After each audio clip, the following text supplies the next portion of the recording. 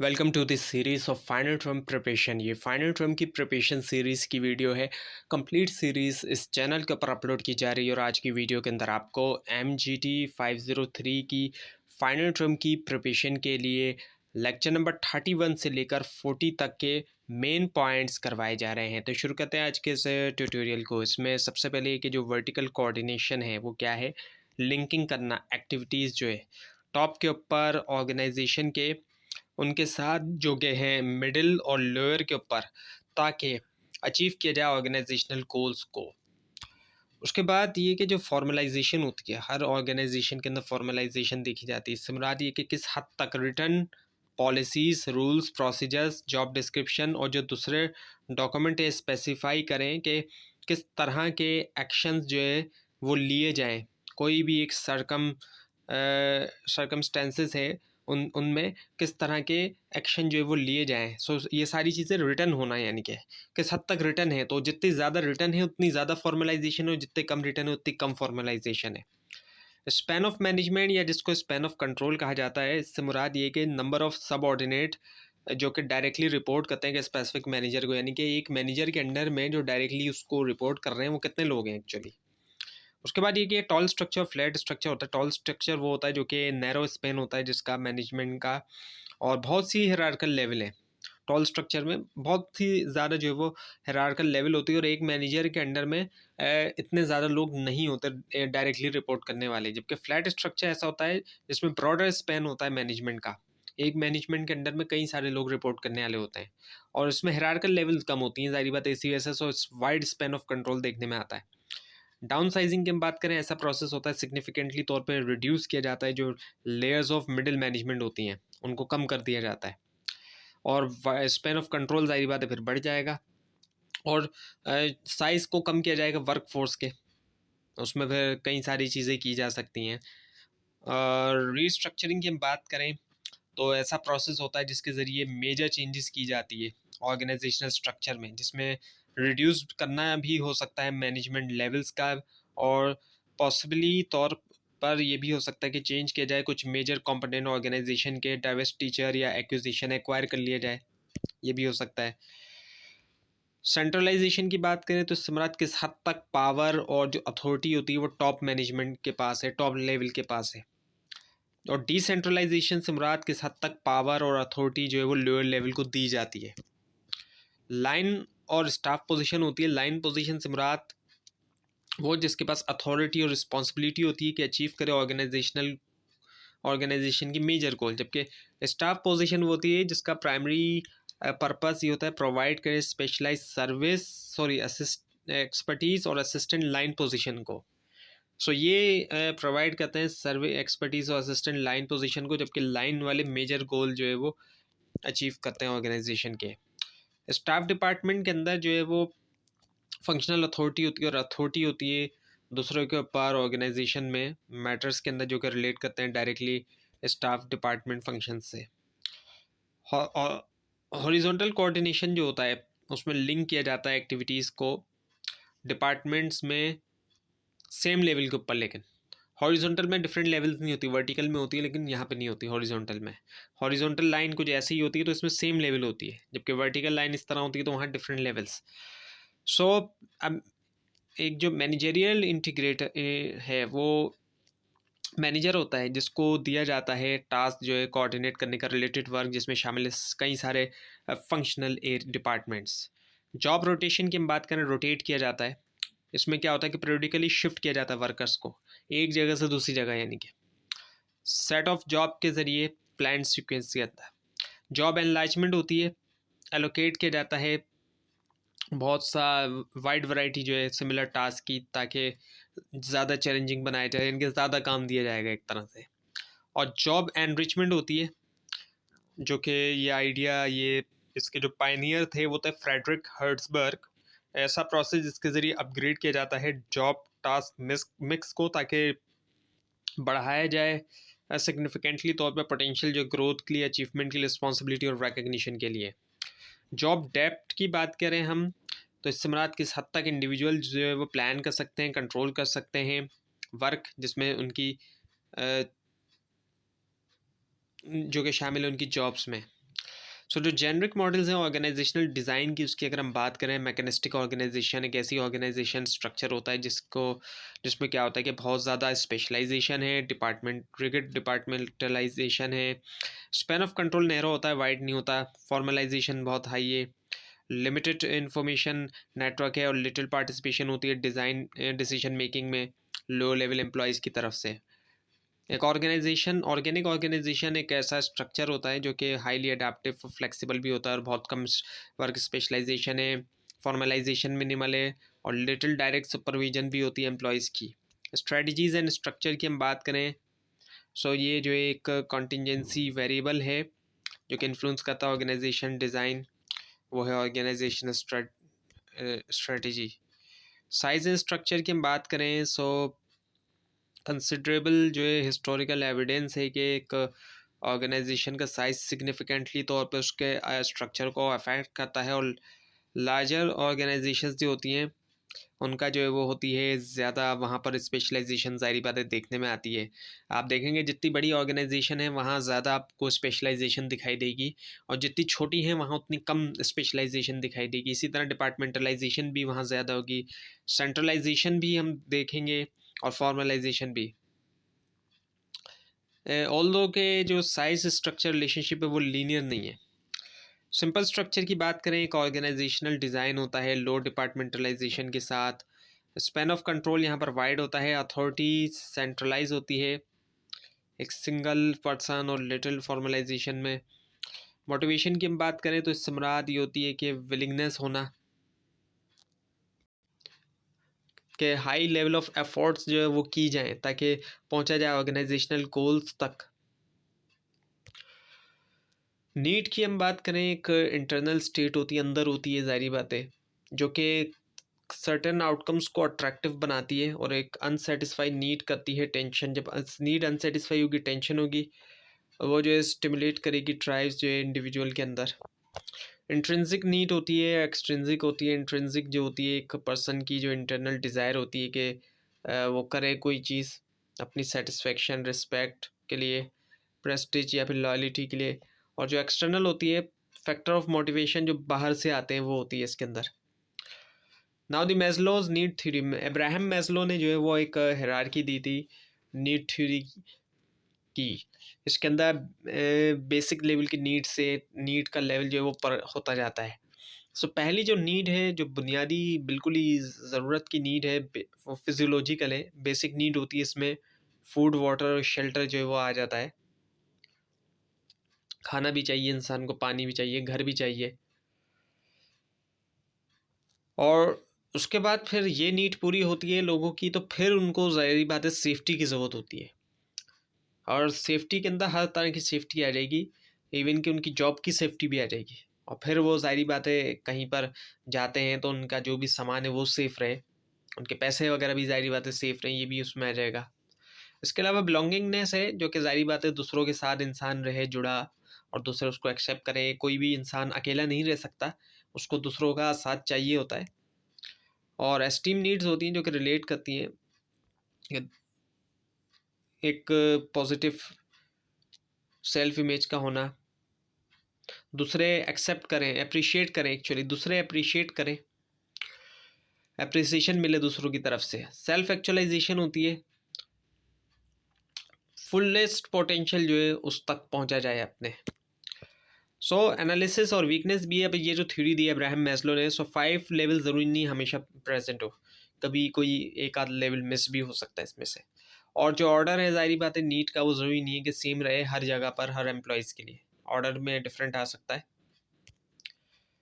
और cultural differences भी बनाते हैं, यहाँ पर हर डिफरेंट कल्चर में डिफरेंट चीज़ों को जो है वो। और जैसे कि चाइना के अंदर जो हायरार्की ऑफ नीड है वो पाया गया डिफरेंट जो है इस थ्योरी के मुकाबले में। सो डगलस मैग्रेगर ने थ्योरी एक्स और थ्योरी वाई जो है वो दी। सो दो तरह के मतलब यानी कि मैनेजर्स की थिंकिंग है, एक थ्योरी एक्स का मैनेजर है, थ्योरी वाई का। थ्योरी एक्स वाला जो मैनेजर है वो उसके मुताबिक ये कि एम्प्लॉयज़ जो है वो वर्क को डिसलाइक करते हैं, लेज़ी होते हैं, अवॉइड करते हैं रिस्पॉन्सिबिलिटी और उनको लाज़मी तौर पे जो है वो एक तरह से दबाव में रखा जाएगा ताकि वो परफ़ॉर्म करें। जबकि थ्योरी वाई के जो मैनेजर हैं उनका अज़म्पशन ये कि एम्प्लॉयी क्रिएटिव भी हैं, रिस्पॉन्सिबिलिटी लेते हैं और वो खुद से भी काम कर सकते हैं। सो एक पॉज़िटिव सोच है थ्योरी वाई के मैनेजर की, जबकि थ्योरी एक्स का मैनेजर एक नेगेटिव सोचता है। तो हम देखते हैं कि हमारे कंट्री में अक्सर मैनेजर हमें थ्योरी एक्स के मुताबिक दिखाई देते हैं, लेकिन कुछ ऐसे मैनेजर भी होते हैं जो कि थ्योरी वाई वाले होते हैं, और जहाँ पर थ्योरी वाई के मैनेजर होते हैं वही ऑर्गेनाइजेशन सक्सेसफुल हमें दिखाई देती है। सो मोटिवेशन हाइजीन थ्योरी की अगर हम बात करें, सो हाइजीन फैक्टर ऐसे होते हैं जो कि ज़रूरी होते हैं वर्कर्स को रखने के लिए, उनकी जो फीलिंग डिससेटिस्फाई होती है उससे दूर रखने के लिए, और कई सारे हाइजीन फैक्टर होते हैं। जबकि मोटिवेटर वो होते हैं जो कि इंक्रीज़ करते हैं जॉब की सेटिस्फेक्शन को भी, और जो मोटिवेशन है। नाउ द ERG में 3 चीज़ें आती हैं। एग्जिस्टेंस नीड आती है पहली, जिसके अंदर शामिल होती है बहुत सी तरह के मटेरियल्स, साइकोलॉजिकल डिज़ायर जैसे कि फूड, वाटर, और साथ में जो वर्क रिलेटेड फॉर्म्स हैं जैसे कि पे है, फ्रिंज बेनिफिट्स और फिजिकल वर्किंग कंडीशन। रिलेटेडनेस में आ जाते हैं नीड्स, जो कि होते हैं हमारे रिलेशनशिप जो दूसरों के साथ हैं, जैसे कि families, friendship groups, work groups और प्रोफेशनल ग्रुप्स वगैरह। ग्रोथ नीड जो है उसमें जो है वो क्या है कि क्रिएटिविटी, इनोवेशन है, साथ में डिज़ायर है कि प्रोडक्टिव होना, प्रोडक्टिव इम्पैक्ट होना, हमारे जो सराउंडिंग है आसपास है वहाँ पर। एक्सपेक्टेंसी थ्योरी की बात करें, थ्योरी होती है जो कि एक इंडिविजुअल जो है वो उसका रुझान होता है कि वो एक्ट करे एक सर्टेन तरीके से जो कि बेस करता है एक्सपेक्टेशन के ऊपर, और एक्ट जो है वो होगा फॉलो करेगा एक गिवन आउटकम को। उसके बाद गोल सेटिंग थ्योरी आती है। अब ये थ्योरी ये बताती है कि स्पेसिफिक गोल्स जो होते हैं वो हमारी परफॉर्मेंस को जो है वो बढ़ाते हैं, ख़ास जो गोल्स होते हैं, और डिफ़िकल्ट गोल जब उनको एक्सेप्ट कर लिया जाए, नतीजा जो होता है वो हायर परफॉर्मेंस में होता है इजी गोल्स के मुकाबले में। और जो भी हम जानते हैं गोल्स के बारे में as a motivator. Reinforcement theory की बात करें, ये जो है काउंटर है गोल सेटिंग थ्योरी के लिए। ये प्रपोज करती है कि बिहेवियर जो है वो फंक्शन होता है उसके जो भी कॉन्सिक्वेंसेस होते हैं, जो भी उसके नताइज वगैरह होते हैं उसका।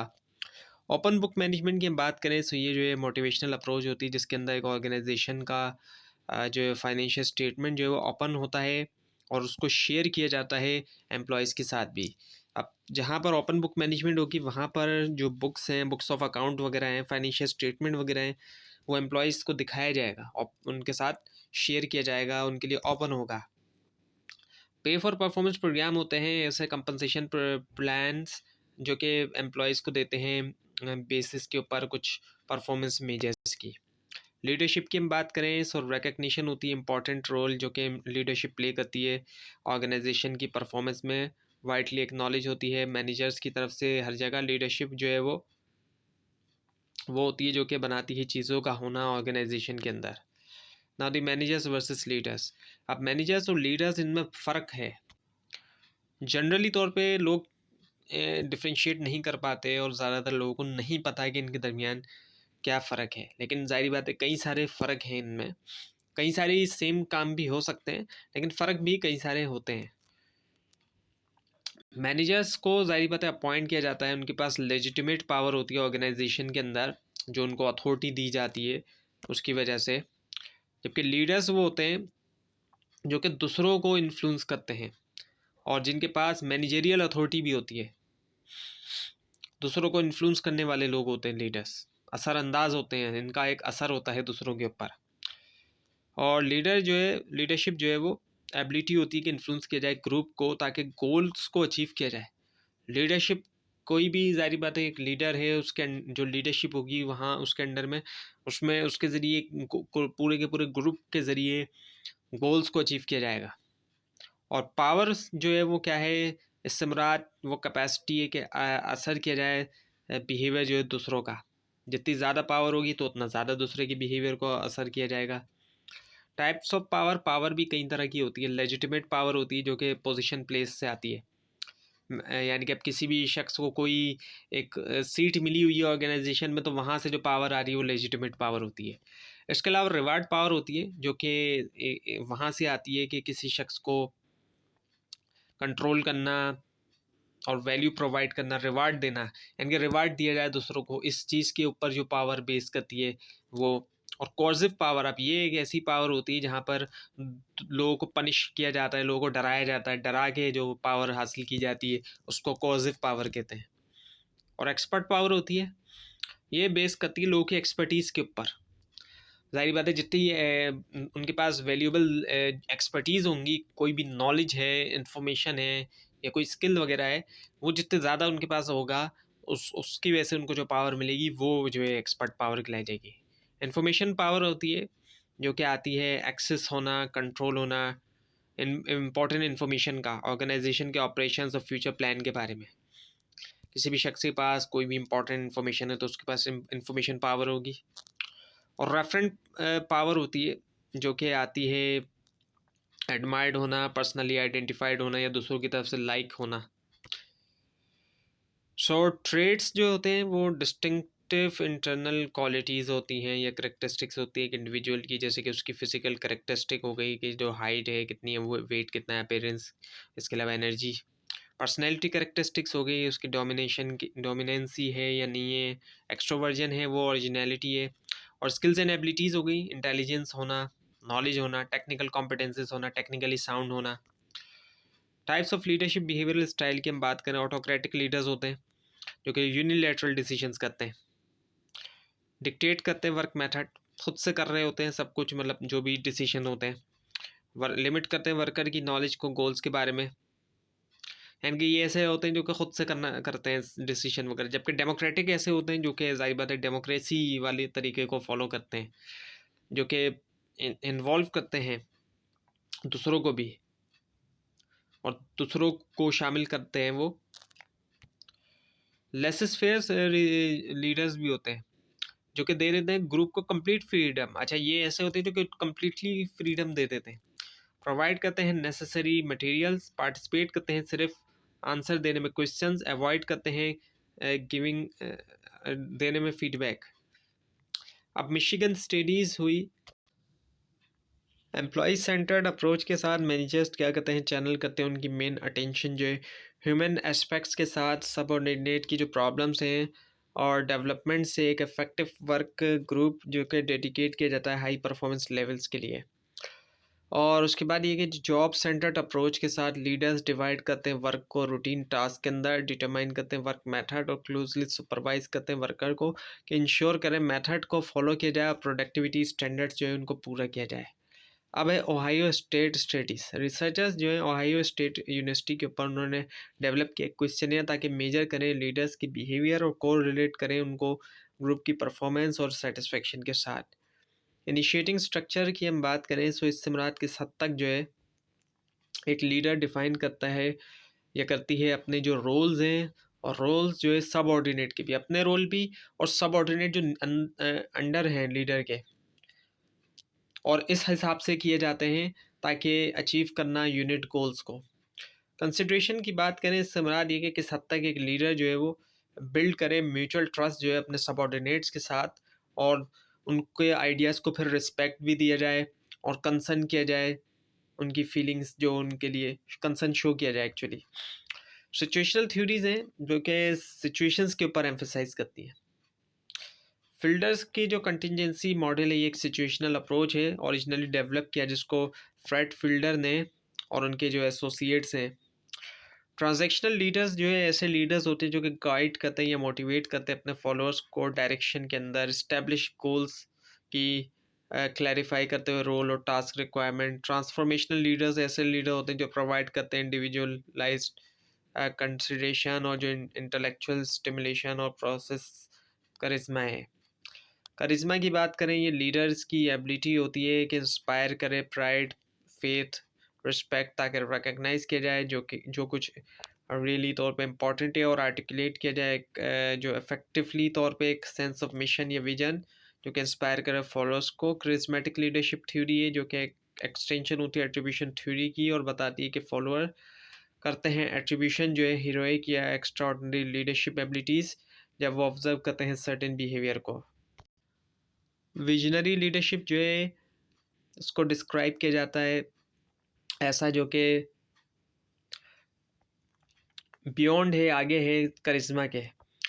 साथ में एबिलिटी होती है कि क्रिएट किया जाए, आर्टिकुलेट किया जाए, कि रियलिस्टिक हो, ऐसा ना हो कि बिल्कुल ही अनरियल हो, रियल हो यानी कि क्रेडिबल हो, अट्रैक्टिव हो विजन फ्यूचर का एक ऑर्गेनाइजेशन के लिए, या फिर कोई ऑर्गेनाइजेशन का जो ग्रुप है उसको सॉरी यूनिट है उसके लिए, जो कि ग्रो हो और इम्प्रूव होता हो प्रेजेंट के ऊपर।